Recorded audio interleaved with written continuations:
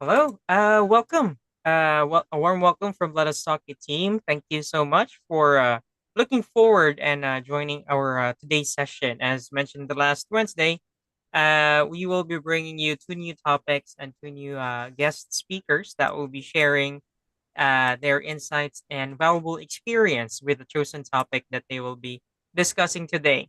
So, again, we welcome you to today's session for Let Us Talk It Zipinar. So, we call it Zipinar as we try to zip in two topics within one session.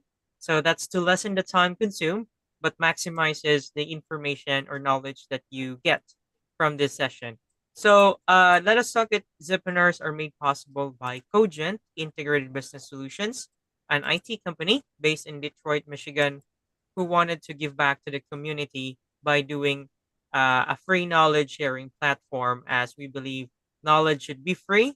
And though information is available everywhere, information delivered with valuable experience, like very unique taste of information, is very valuable. So, hearing from the perspective of seasoned professionals that we invite as guest speakers, you will definitely learn on very much on those informations. All right. So, also, we are welcoming those who wanted to do guest speaking as well. You are feel free to visit our website and put your informations there. That's letustalkit.com. And yeah, you can also watch our previous topics from there. So we are live on YouTube as well on Facebook. And yeah, feel free to watch if you have time. Please join in Zoom so you can interact with our speakers live. So if you have additional inputs and also questions, so it will be much faster if you join in Zoom. All right. So much of that. We have our first topic today. So we plan, we execute, and then we have to decide. So there are really variables that we need to consider in terms of making choices. Our first topic today is fueling your lifespan. So unleashing potential through everyday choices. So this topic is we'll talk about like every single day people from all corners of the world are losing their lives to illnesses that can be conquered, managed, or even reversed. So we have to get ready for an electrifying presentation along with our guest speaker that promises to unveil game-changing insights, which we can immediately apply to kickstart a thrilling transformation in our own health journey. And with us today is Anne Maria Hester, MD, is a board certified internist with more than 25 years of clinical experience caring for patients in multiple settings and has written several books, which she will be talking about later on after the talk, including her latest published in 2022 called Patient Empowerment 101, More Than a Book, It's an Adventure. So that's one of the Dr. Hester's book, and also a thought leader and former syndicated columnist. And is an expert with has showcased on CNN and Kevin MD, and as well as in Time, Newsweek, Medium. And much of that we will allow our esteemed guest speaker to inform us a little about herself as well and her journey, and then embark to the topic. So you can take over, Doctor Thank Hester. you so very much. It's an honor to be here. Again, my Yes. name is Ann Hester. I am a board certified internist. I'm actually resuming my syndicated column later on this month. I am an author, podcast host of the YouTube podcast Patient World. Is also on Spotify. I am the creator of like a health and wellness Udemy. It's patientworld.net where people can take a variety of courses whenever they want to from significant health experts in various different realms. But today I am a physician on a mission to help you thrive and not strive to survive. Every year, millions of people die from a disease that is preventable, treatable, or reversible. I want you to remember those words: preventable, treatable, and reversible. My purpose here today is to prevent you from becoming one of those people who ends up part of the statistic that a person suffers unnecessarily and dies prematurely from something that is preventable, treatable, or reversible. So when I say millions, that's a lot, yes. But if you think about not just those millions, but all the people they love, for every person who passes away or suffers unnecessarily, there's a mother, father, sister, brother, children, husband, wife, friend, and so forth.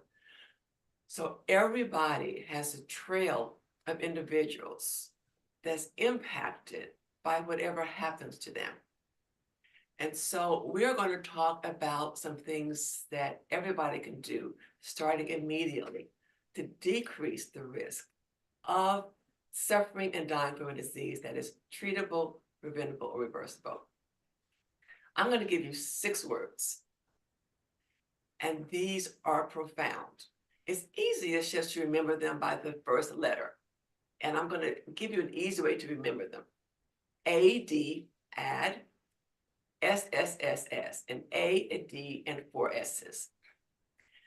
We know that people who follow these pillars of health are more likely to live longer than those who don't. And so I like to say, if you do these things, you can add so much to your life. And if you don't do these things, you can be very sad. A, D, and 4 S's. A, activity. Being active is an independent risk factor for a lot of diseases. Being inactive will increase your risk, and being active can decrease the risk. For instance, heart disease, a leading killer worldwide, can be decreased in incidence by activity. So in America, the standard is, if you're able to exercise, to moderate activity for about 150 minutes each week. You don't have to do it all at once. It's best to spread it out over time. And a couple of days, 2 or 3 days, do some weight training, lift weights, or do some other form of weight training. Alternatively, you can do 75 minutes of vigorous activity spread out over the week. What do I mean by moderate activity? If you're walking down the street, talking to some friends, looking at your cell phone, texting, and carrying on a conversation, that's not moderate activity. If you have a treadmill, for instance, and you're going 3 miles an hour, that's moderate activity. Or if you're walking and you can say a little bit here and there, but you can't really have a deep conversation, that may be moderate activity. So again, 150 minutes a week. If each day on your lunch break, you spend 30 minutes doing this, that will get your 150 minutes a week in.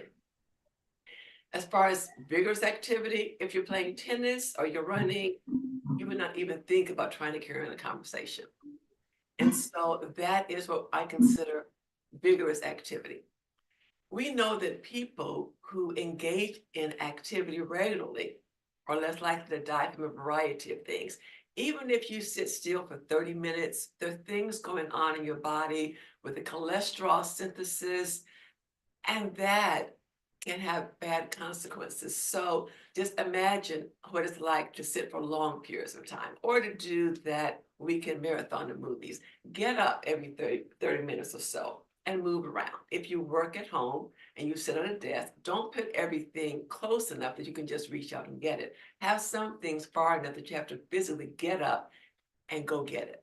And every 30 minutes, get up, go to the bathroom, walk around your home. If you're at work, get up and go to the bathroom, stretch, do something, but don't stay seated. Next, I'm going to go to diet. We know that a whole food, plant-based diet can go a long way in your health. Let me give you an example. There is data showing that if you have 2 groups of women with breast cancer and one group of women will consume this whole food plant-based diet, and the other group that's not, the women who do are less likely to die. They have the same disease, the same cancer, but what goes into their bodies can have a significant impact on how long they live. That is, aside from surgery, aside from chemotherapy, just the healthy lifestyle choices. You don't have to be a vegan or a vegetarian. By a plant-based, whole food plant-based diet, I mean, focus on those things that are natural. For instance, you're walking down the street, your neighbor has an apple tree, you pick an apple, that's a whole food.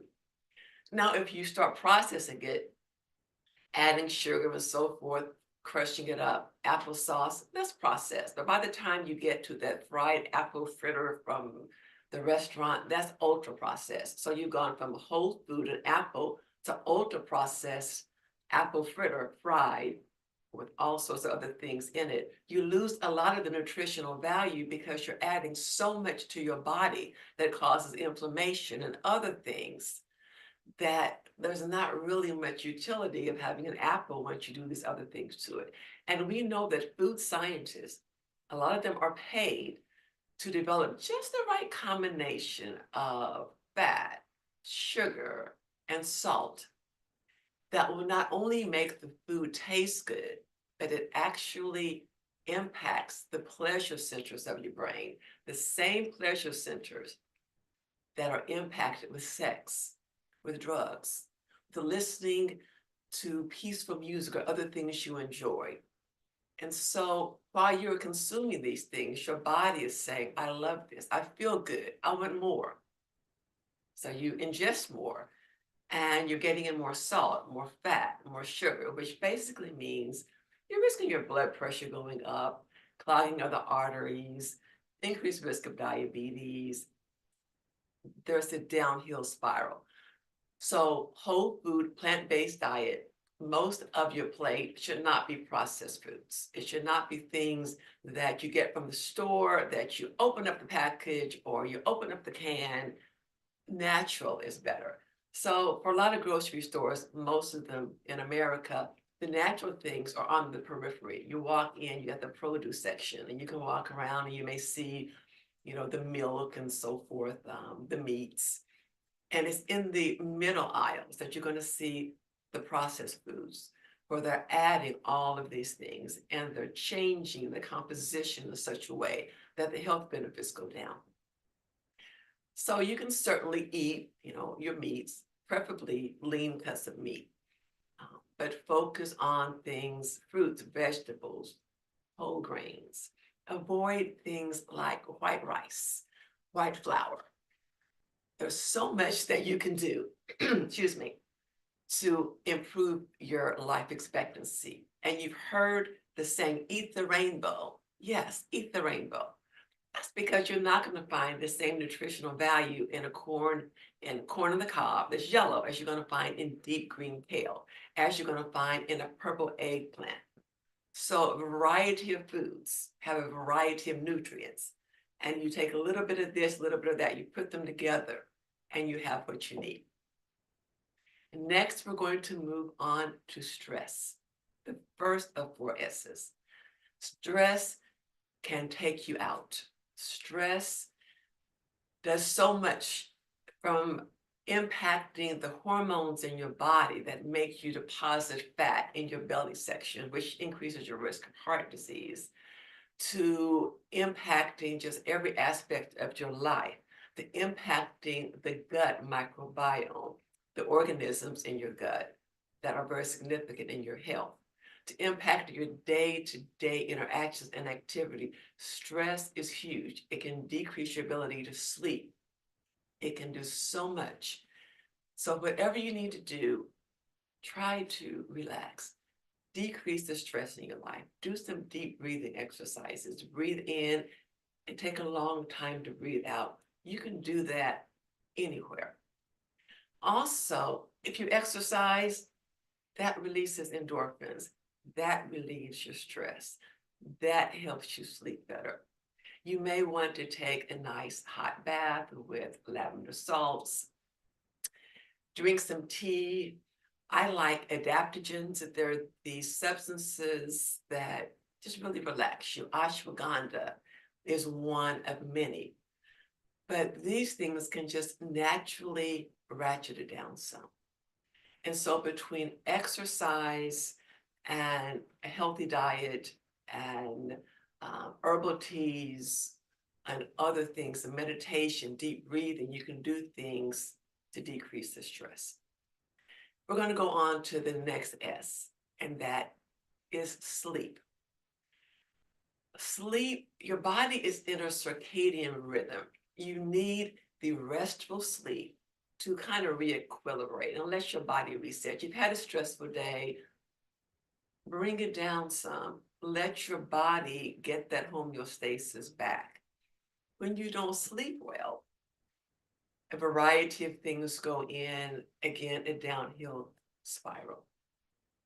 Sleep impacts your cortisol level. Cortisol impacts how much fat you deposit in your belly section, which again impacts your heart disease risk and so forth. And that's one of many things. I recently read an article that people who nap during the day, they can decrease the risk of dementia. Sleep is really profound. We often think, if I can make it with just a little bit of sleep, I'm a superwoman. In residency, sometimes you went 24, 48 hours. One time I went 72 hours without real sleep. You can make it, it's not a good thing to do. Your body needs sleep. Social connections, the third S. So I'm sure you've heard that if you're married, you're likely going to live longer than if you're alone. And if you're not married, but you happen to have a dog or a cat, still that companionship can help you live longer. Social connections are huge. Between laughing and relaxing and just enjoying yourself, social connections can actually help you live longer too. Substances is the fourth S. You want to avoid toxic substances. So everybody knows you don't want to smoke. If I told you that every day at 7:47 is going to fall from the sky, killing everybody on board, would you book a flight on a 7:47? Probably not. But every day, more people die from smoking-related causes than if a 747 fell from the sky. Most people think that lung cancer is it. Most people die from heart attacks because of cigarette smoking, not lung cancer. Smoking increases your risk of many conditions, many cancers, cardiovascular disease. You just don't want it. When we get to alcohol, a lot of ladies don't realize that when you drink over a glass a day of an alcoholic beverage, by a glass, maybe 4 ounces of wine or beer, more than that can increase the risk of breast cancer. A lot of ladies have no idea, and they think it's social drinking, but down the line, it can catch up in a very horrific way. In addition, drinking can make your brain shrink. It can damage your heart. It can do a variety of things. It can increase your risk of certain cancers. Now, aside from those things, of course, you want to avoid the street drugs. But what you might not realize is things in your home that you buy regularly can be toxic to your body, things on the grocery shelf. I encourage you to go to a site called ewg.org.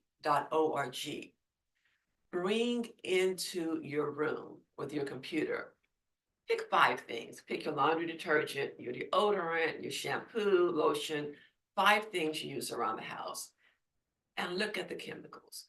Put the brand into ewg.org's search engine, and you'll see how it's been rated. A lot of these household products, name brand products, they have a very low rating, and they may say, this product contains this chemical. This chemical has been associated with cancer. This chemical is associated with this, so on and so forth. So I challenge you to do that. I did that one day. I ended up tossing out a high percentage of the things I buy all the time, and I started looking for healthy green alternatives. I read an article once that women who stay at home are more likely to die from cancer than women who go out to work. And they think it's because of all of the things that the chemicals in the air, the household cleaning chemicals and so forth that they're exposed to over and over and over that puts them at risk of premature death. I'm going to leave you with this thing. Imagine when you're young, you look up in the sky and you see this rock very far away. You can barely see it. It's no danger to you. You go about your activities. A few years later, you look up and this rock is closer, still far away, but it's not any harm. It's not dangerous to you. It's just too far. And then every few years, you look up. It's closer and bigger because it's getting closer. You can see how big it's getting. And then one day you look up and it's right over your head. And it's so massive and so wide, you cannot get away. I encourage you to use these 6 pillars of lifestyle medicine: activity, diet, optimize social connections, minimize stress, avoid substances, and get restful sleep to decrease your chance of getting a lot of diseases, suffering, and dying prematurely. You don't want to wait until that rock is over your head and is too wide for you to get away from before it comes down on you. So I thank you for your time. And if you want to reach out to me, you can contact me through support@patientworld.net. I am going to be doing health coaching soon, starting this spring. I'll be doing health coaching, group health coaching. My syndicated column on the price of business will resume later on this month. And certainly, by all means, check out the Patient World podcast on YouTube or Spotify. It's youtube.com/@patientworld. And if you want to sign up to take courses from some very impressive doctors and other individuals, on demand health and wellness courses that can literally prolong your life and change your health trajectory, I invite you to go to patientworld.net and see the courses that are available, and new courses are being added regularly. Already. So that was really a wonderful talk. Thank you so Thank much, you. doctor. And yeah, we have your Dr. Sana is here as well. So some she was a previous guest speaker, and yeah, we have Sir Kiran as well. Uh, yeah. Uh, any questions from the attendees, Dr. Sana? If you want to ask or put additional input, you can uh unmute if you wish.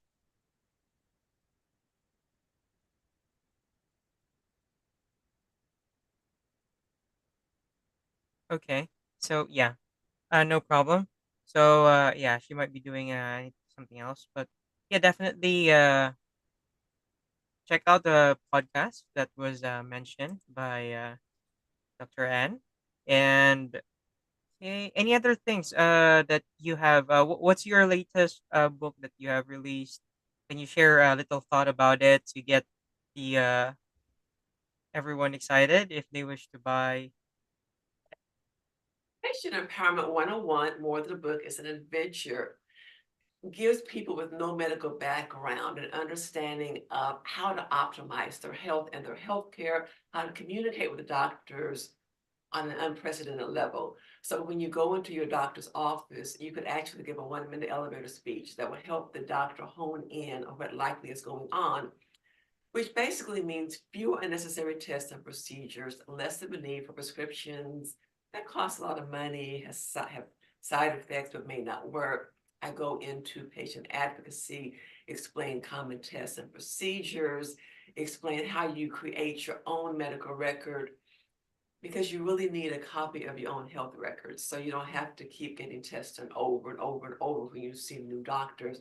And you don't have to wait for the doctors to get old records from other doctors. So it goes through a variety of things. And so patientempowerment101.com is the website where you can read doctors' reviews, patient and editorial reviews, and it's available on Amazon as well. All right. So there you go, folks.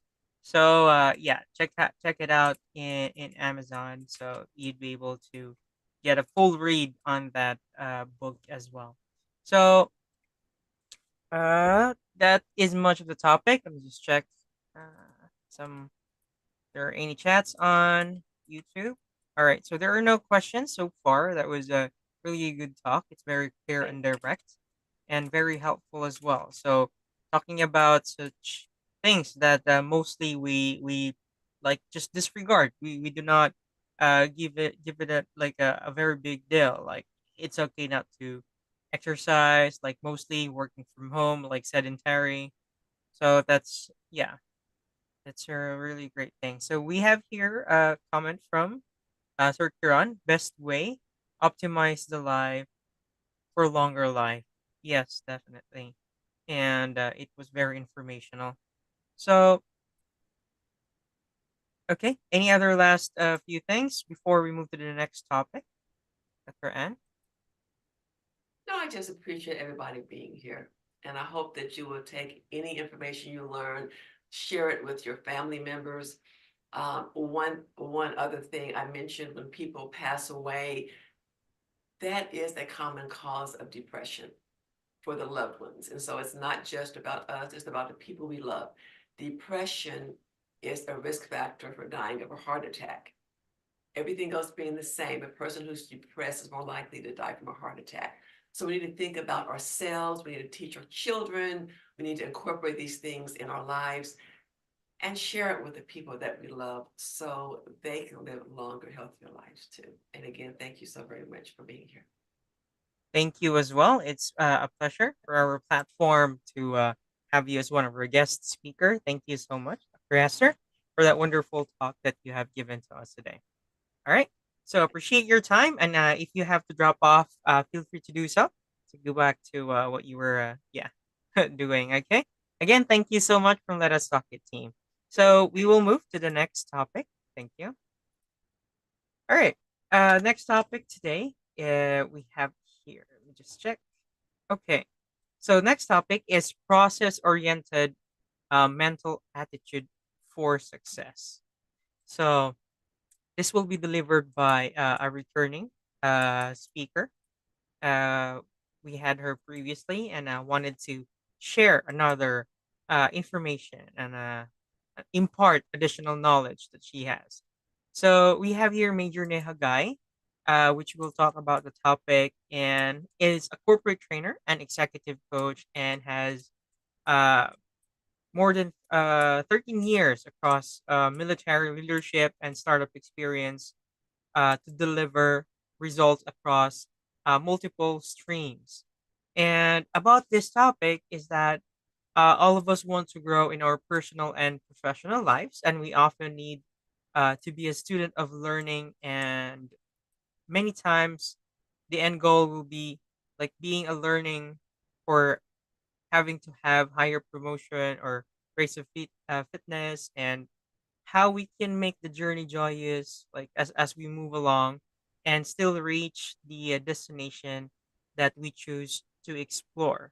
And to give us this topic, uh, we have here a Major Neha Guy. Thank you so much, Phil. And a good evening or a good morning to one and all, depending on where all have you joined in from, which parts of the world. I'm coming in from India. And like Phil already mentioned, I have a diverse experience across the military and a startup experience. I was the director of research there. And my topic actually comes in from, you can say, a step further from what Dr. Hester has mentioned here about AD and the four S's. My topic here is basically about how you can create a mindset which will allow you to actually inculcate all those, uh, you know, ADSS into your lives. And let me just start with a small story for all of you. So my topic is process mindset. And I want to just share a small story about a boy named Ian, who's, say, about 20, 21 years old. And the boy goes out to play, say, a sport like badminton. And when he starts his journey, he's very excited. He's excited with his new running shoes and with his racket and with the shuttlecock and going to the court, to the local area and exploring the game. Within a month, he gets access to that, and he's able to actually understand how to, get hang of the racket and the running forth on the courts. But after a month, he looks up at all the players in the court and decides that one of them who he aspires to be, or rather, he aspires to have a game of somebody he liked on the court. Now, that was his goal, that he wanted to improve his game so that he can be as good as that person who he aspired to be. And that's what exactly my second slide was all about. This was the story that I've actually just told you about. Now, when he aspired for something like this, he used to come on every day to the court, put in a lot of number of hours at the court as well. And this story, I'm sure all of you will also relate, that you do set up a goal, you do follow a certain timeline, you give yourself hours to it. But after some time, you start getting frustrated because you're not getting the results you desire, or the goal seems very far-fetched. And when frustration creeps in, so does anxiety, and so does, lowering of self-esteem at times. You start doubting yourself. Why isn't it working out? What is happening? What are the setbacks? And sometimes you just need to hold on, but you're not able to. So, in case any of you here relate to such issues in your personal lives or professional lives, for example, trying to get a new promotion, or maybe trying to upskill in a course, or for students who are trying to ace their exams, or when you're trying to hit your fitness goals, there are so many such things we want to commit ourselves to, and we initially start with a lot of enthusiasm, but we suddenly drop out. A lot of us drop out. So my topic here, or what I want to basically address here, is that I can give you a 6-step framework so that you can use it in your life, and you will be able to actually see a difference and enjoy that experience of that one desired goal rather than getting frustrated. So let me come to the next goals, the next steps that I have. So whenever you embark on any process in your life, it can be a product that you're trying to get acquainted with. It can be a process that you're trying to learn. It can be a new sport. It can be a new subject that you're trying to read. So there has to be something which clicked in your, mental model, and then you decided that this is something that you want to explore and learn.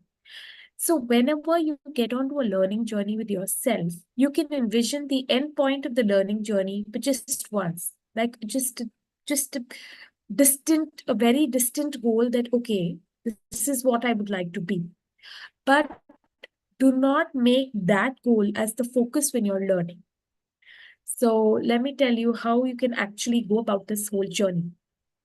Enjoying it while not losing focus of your end goal. Whenever you go onto a learning journey, you have to embrace change. I'm sure everybody has mentioned that we have to embrace change. It is very difficult. But what I am trying to say is that when you embrace change, you say that you are at point zero. You are a zero in that particular field, and that you will not become somebody very good at it by just looking at someone who you aspire to be. You have to have your own journey, own learning journey. So your goal should never ever be tangible towards another person or another skill. It should be your own journey. And for that, you should. The second most important step that I would like to say for example, coming back to the same Ian story. So after a month, he was very good at he was comfortable in handling the racket. He was comfortable in going up and down the court. He was able to hit the shuttle. But now that he's embraced that journey of learning, he has to deep dive into the mechanics of learning. Instead of focusing on the goal that he has to aspire to be somebody, he has to focus on the mechanics of the game. And the mechanics of the game would be very small, monotonous, extremely boring aspects of the game, but that is what he needs to focus on. And usually in life, most of us avoid that because we are doing the motion of whatever we have to do. For example, in this story, he's learning to ace his game in badminton. So he's playing badminton every day. And as per you, even if he plays 2 hours, so he's putting in 2 hours of effort. But he is doing it, he's just doing a motion, whereas he has to deep dive into the mechanics of the motion.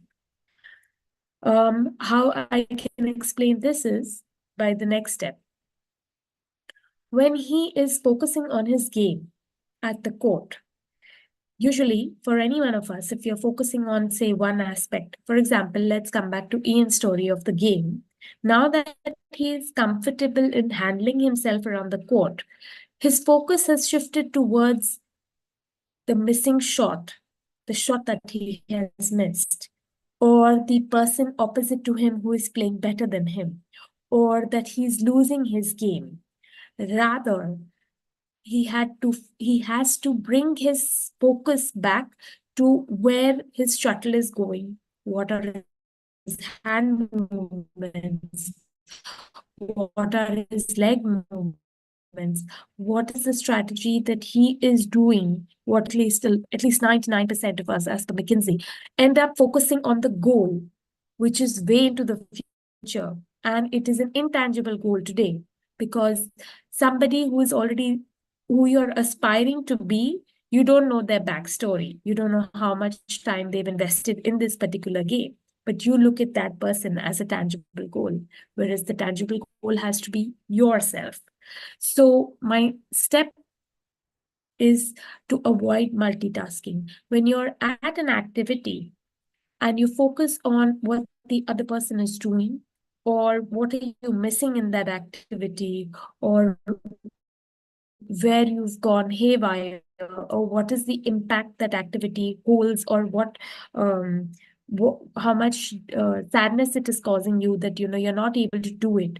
That is multitasking, because you're allowing your brain's energy to be diverted into these aspects, whereas you need to actually just focus on that activity, and that's a very tough thing to do anyhow.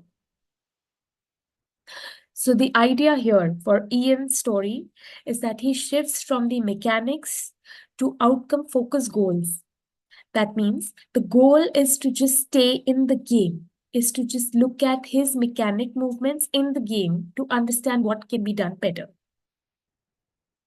My fourth is staying in the present, which is coming back to Ian's story. For example, when he's focusing in the game and he sees that he's missed a shot, so the mind would usually go towards, oh, I've missed that shot there.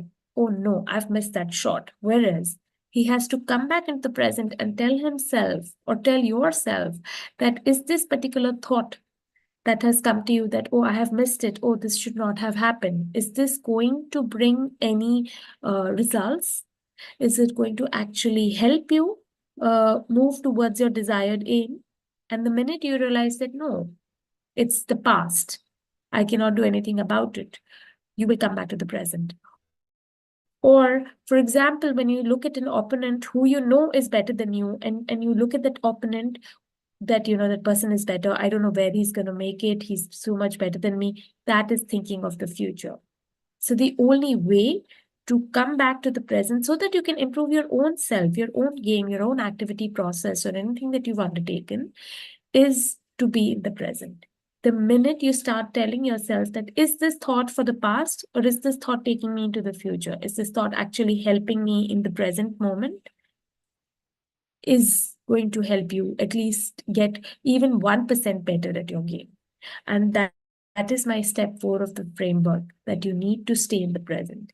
To stay in the present, you need to cultivate self-awareness. Self-awareness is just what I mentioned to you, that the mind usually is like a monkey. It always goes into overdrive. It'll go into the future, it'll run back into the past, it'll go into your mistakes, or it'll tell you that this is what we can do in the future, but it will never allow you to be in the present, because that's what thoughts are all about. They will keep coming and going. So the only way, the step 4 of the framework to achieve a process mindset is to focus on the process of the moment, is to focus in whatever motion you're doing and to just improve that particular motion. It can be as monotonous as just, hitting shuttlecock in one particular way or at a certain distance. Now that I've mentioned about step 4 being, staying in the present, I would like to come to the next framework, which is also the topic of my book that I'm writing about, The Art of Restart. So what happens is that when a lot of us engage in a new activity, we are very excited for the first few months. Then we start getting frustrated and we slowly start self-doubting or start giving up, or our mind finds reasons that, it's not worth it. It's not even worth going there. It's just not worth it. Let's just leave it. It's toxic. It's causing me a lot of stress. It's causing me anxiety. But when such thoughts happen, so what is the mind doing? The mind is just asking you to get stressed, to get anxious. But why is this happening? Because it's putting a doubt into your future capability. It is making you think of your past, that in the past, when you tried to pick up a new activity, you weren't able to do it. So it's better just leave it now. The only way you can break this particular mental model is by the art of restart. Every time the mind tells you this, you focus yourself again to the present by consciously telling yourself that, is this thought going to give me any result in my present moment? The minute you realize that it's not, you come back to the present. And the minute you come back to the present, you start saying the art of restart. That means you start it again until you get better at it. You just start it again. And this way, you keep telling your thoughts. If you keep following this like a 90-day action plan, if you follow this for 90 days, the thoughts of trying to spiral you down, which a mind monkey does, will certainly reduce, because you're consciously telling your brain to adapt a new practice. That is the art of being in the present moment, the art of restarting any activity that you've not been able to finish. And this, in turn, will help you explore a different perspective of that monotonous small activity that you've not been able to do. For example, coming back to Ian's story, he was not able to, say, hit a shot that from the back of the court, in case any of you here play badminton. He always missed it for, say, a couple of weeks. But the minute he started using these thoughts of, restarting an activity, being in the present, and just being in that monotonous motion in the present, he started looking at the shuttle from a very different perspective, from something which he had not seen earlier, because he has allowed his brain to stop multitasking and focus only and only on the motion, or like I told you earlier, the mechanic of that particular game. It's an analog, like your hands, your legs, your eyes. We don't give so much value, but every day they are doing the same thing over and over and over again, and they have mastered it with the number of years that you've lived. You see a small baby, it takes him or her about, say, 1 or 2 years to be able to walk and run properly and have full control of the body. So similarly, any activity can be aced, and you can stay in the present moment and avoid doubts of stress, anxiety, depression, because the minute you tell your mind, the monkey mind, to come back to the present, you will be able to avoid anxiety and depression for a very long period of time. But I'm not saying that you're going to do it in 30 days and you're going to be fine. It's a constant practice, just like meditation. And the minute you explore different perspectives, that means you look at one small mechanic motion and explore it from various different perspectives. That means your mind starts opening its horizons. You start living in the present. You start being easy on yourself. You start becoming more patient because now your mind is not focused on the future or the past. Your mind is just focused on the present. And that allows your mind to just be patient about learning something new, about just being a learner instead of focusing on the end goal. So, you, as a learner, you're just focusing on the process at hand rather than the final goal or a past mistake. And if you, like, for example, Ian, if he continuously comes back to the present moment and helps his own, mind practice this self awareness, he will be able to at least improve 1% of his game every day.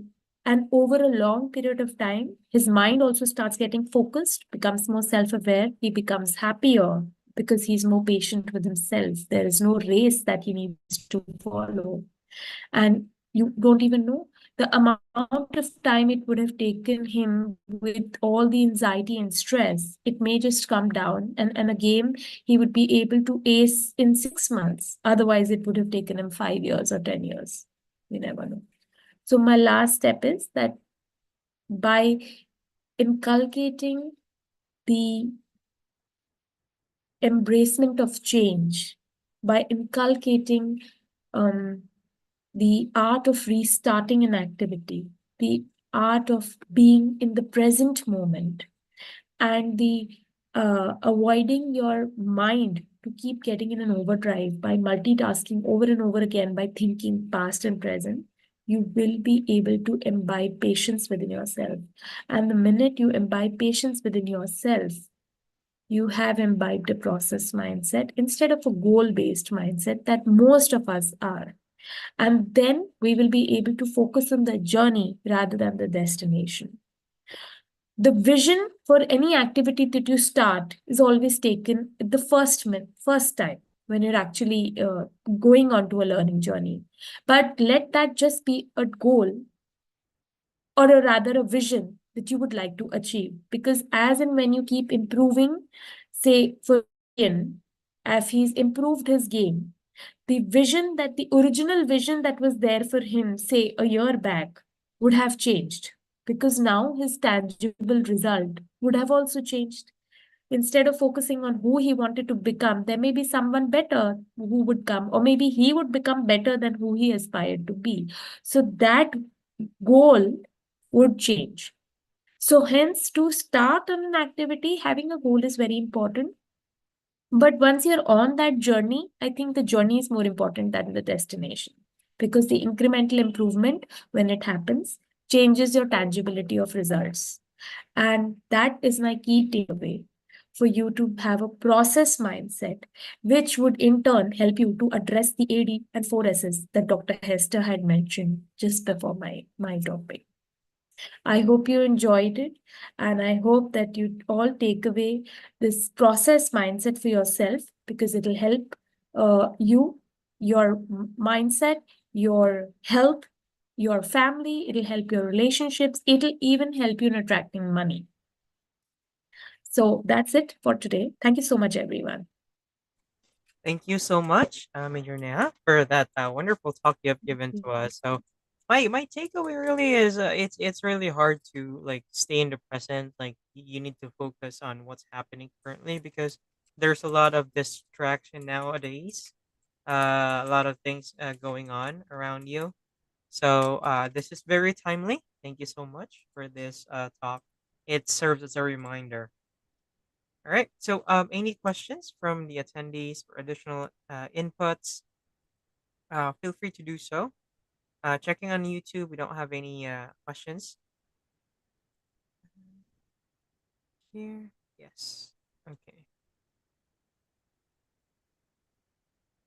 All right. So while we are waiting, if there are any questions or additional inputs, would you like to promote any upcoming events or if you are doing some YouTube or releasing a book, any coaching sessions online? Yeah. Please follow me at LinkedIn, and my email ID is nehakabirjolly2519@gmail.com.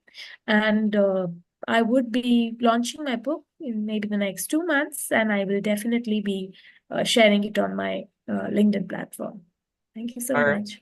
So there you go, folks. So just make sure to send a connection invite on Mayor Neha on LinkedIn so you can get access to that book once it is released. So that would be a wonderful information source so that they'll give you additional knowledge of what you already have. So, well, that actually takes care. It's very informative. It's very crisp. So direct to the point topic you have given to us. Same as the first topic that we had today. So, all right. And All yeah, right. Thank they're you so much. checking. Okay. So, I believe there are no other questions or additional input. So, we really appreciate your time today joining us in our Let Us Talk It session, which serves as sharing knowledge to the world for free. Because, information, you can search it everywhere. We have AI, but definitely hearing it from seasoned professionals still different. It brings different value, and that's what we are working here in our Let Us Talk It Zipinar. So if you wish to join our future webinars, it happens every Wednesday for an hour, 12 noon to 1 p.m. Eastern Standard Time. And if you wish to be a guest speaker, feel free to reach out to us. LetUsTalkIt.com. You can register there and put an information that you wanted to be a guest speaker.